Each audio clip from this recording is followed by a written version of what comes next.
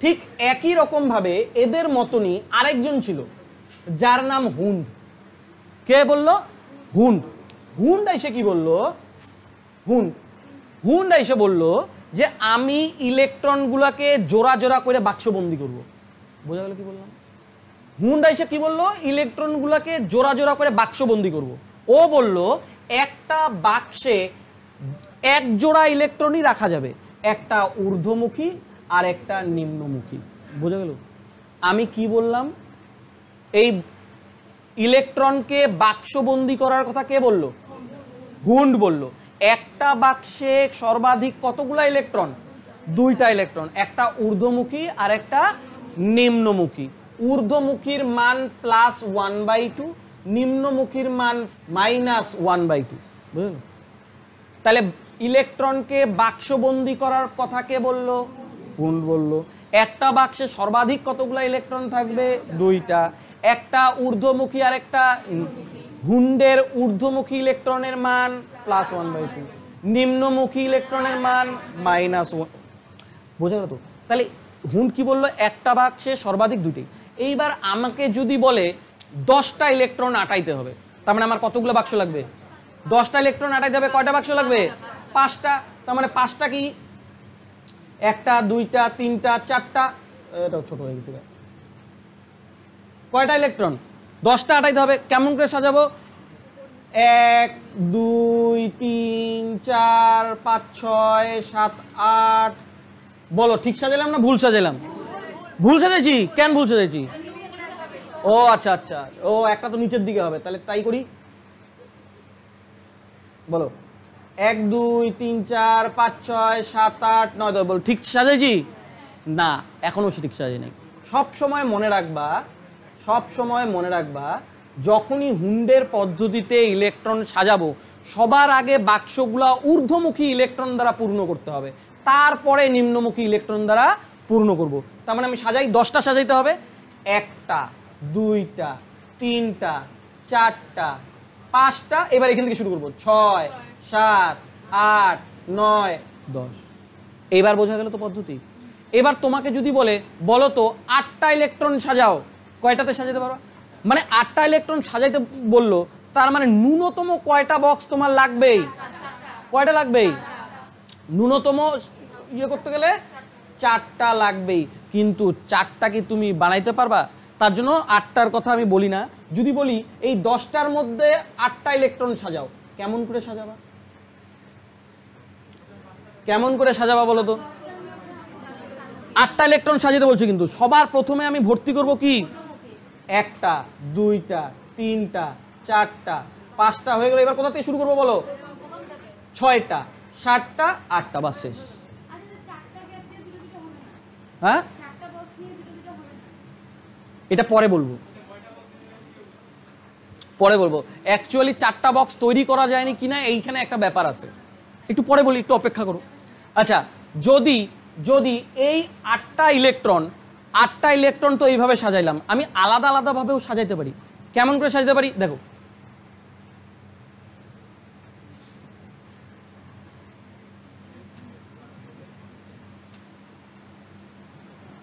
এইভাবেও সাজাতে পারি। কেমন করে সাজাতে পারি? 8টা ইলেকট্রন আছে না, দেখো, একটা ভর্তি করে দিই আগে, 2টা, এই বক্স কমপ্লিট হলো। আরো বাকি থাকলো কয়টা? 6টা। 1 2 3 4 5। সাজানো যায় কি? বোঝা গেল তো? তাহলে তোমরা আমাকে বলো তো 14টা ইলেকট্রন কয়টাতে সাজাবো বলো? 14টা ইলেকট্রন সাজাতে গেলে কয়টা বক্স লাগবে বলো? 7টা লাগবে না? 14টা ইলেকট্রন সাজাতে 7টা লাগবে তো? 7টা বক্স লাগবে না? 1 2 3 4 5। তাহলে সাজাবো কেমন করে? 1 2 3 4 5 6 7 8 9 10 11 12 13 14। হয় কি না? আরো একভাবে হয়, যদি আলাদা আলাদা বক্সে পেয়ার করি। কিভাবে করবো? একটা বক্সে রাখবো, আরেকটা বক্স রাখবো, হলো তো? এখানে কয়টা আটবে? দুইটা আটবে, এখানে কয়টা আটবে? তাহলে কয়টা আইটা গেল? এখন আমার কাছে কয়টা আছে? কয়টা? 8টা আছে। তার মানে আমি কয়টা বক্স লাগবে 8টা আইতে গেলে? 4টা করবো না, আমরা 5টা করি। হ্যাঁ, তার মানে যদি 14টা আটাতে যাই তাহলে কিভাবে আটাবো? এখানে কয়টা? 1টা 2টা হয়ে গেল। 1টা 2টা 3টা 4টা কয়টা হলো বলো তো? 7টা 8টা 9টা 10টা 11টা 12টা 13টা 14টা কমপ্লিট হয়েছে। এইভাবেও সাজানো যায়।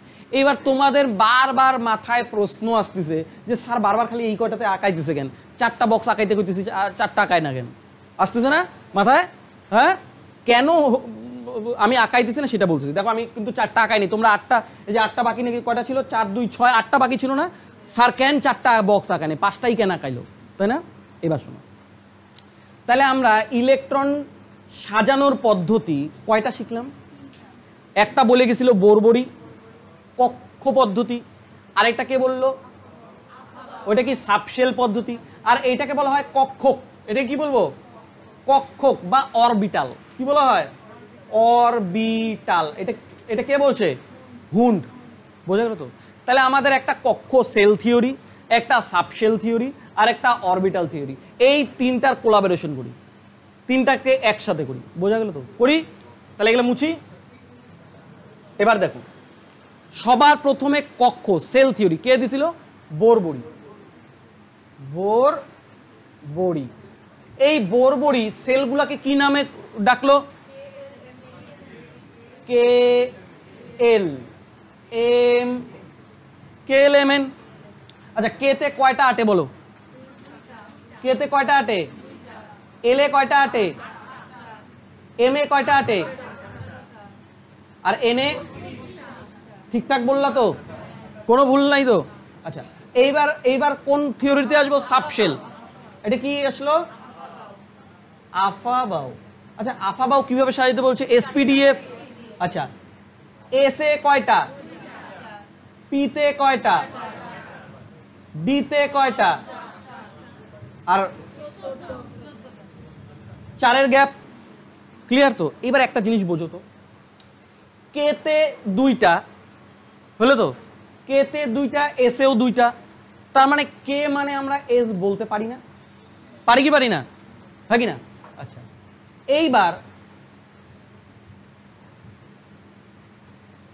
কে মানে আমরা এস বলতে পারি না? পারি তো?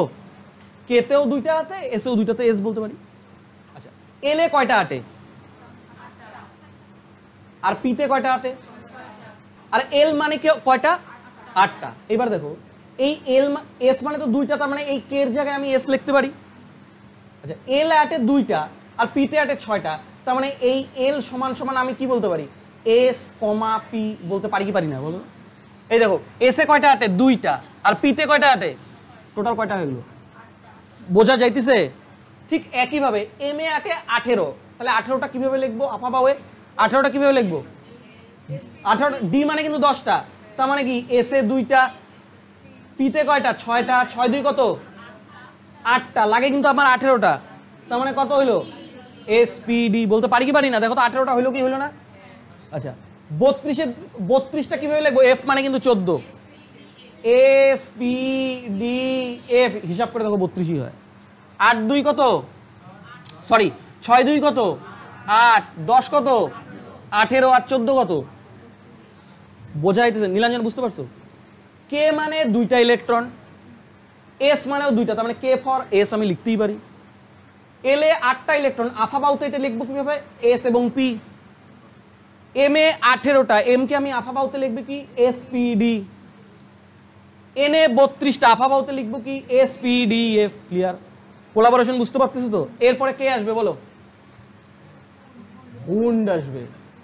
হুন্ড যদি আসে, তার মানে একটা কক্ষ, একটা বক্সে কয়টা ইলেকট্রন আটে? তার মানে এস মানে ও কয়টা বক্স নিবে? কয়টা বক্স নিবে? এস মানে তো 2টা, কয়টা বক্স নিবে? একটা। হয় কি হয় না? বুঝতে পারতেছো? এই এসটাকে আমরা একটা বক্স। আচ্ছা, এখানে তো পি এল মানে কয়টা? 8টা, তার জন্য তুমি এস আর পি নিছো। এস মানে কয়টা বক্স, তাহলে পি মানে কয়টা বক্স হবে কেমন করে বুঝবো? কেননা পি মানে তো 6টা, 6টা ইলেকট্রন আটাইতে গেলে কয়টা বক্স লাগবে? তাহলে আমি লিখতে পারি না। দেখো তো মেলে কিনা বলো, বোঝা যাইতেছে কি? আচ্ছা তাহলে এস মানে কয়টা বক্স না দেখে বলো, পি মানে কয়টা বক্স? এখানে বলছো যেহেতু 6টা ইলেকট্রন। আচ্ছা এবার আসি হুন্ডে, এবার 18টা ইলেকট্রন আটাইতে হবে। এস মানে কয়টা বক্স, পি মানে কয়টা বক্স, ডি মানে কয়টা বক্স? কেমন করে বুঝলা? ডি মানে তো 10, তার মানে কয়টা বক্স লাগবে? 1 2 3 4 10টা বক্স। তাহলে কমপ্লিট হইলো, আমি মিলাইতে পারলাম 18টা। সেম ভাবে 32টাকে কিভাবে আটাবো? এস মানে কয়টা বক্স, পি মানে কয়টা বক্স, ডি মানে কয়টা বক্স? 1 2 3 4 5টা বক্স। আর এফ মানে কয়টা বক্স হবে বলো? এফ মানে তো 14, 7টা বক্স। 1 2 3 4 5 6। বোঝা গেল তো? হ্যাঁ এই দেখো এইখানে একটা বক্স, এইখানে 3টা বক্স। বোঝা গেল তো? এইখানে কয়টা বক্স? এইখানে 1 2, আমার ডি মানে কয়টা, সরি এস পি মানে ডি মানে কয়টা? 10টা। 5টা বক্স লাগবে। 1 2 3 4, এখানে বেশি একা ফেলাইছি তো। 1 2 3 4 5টা।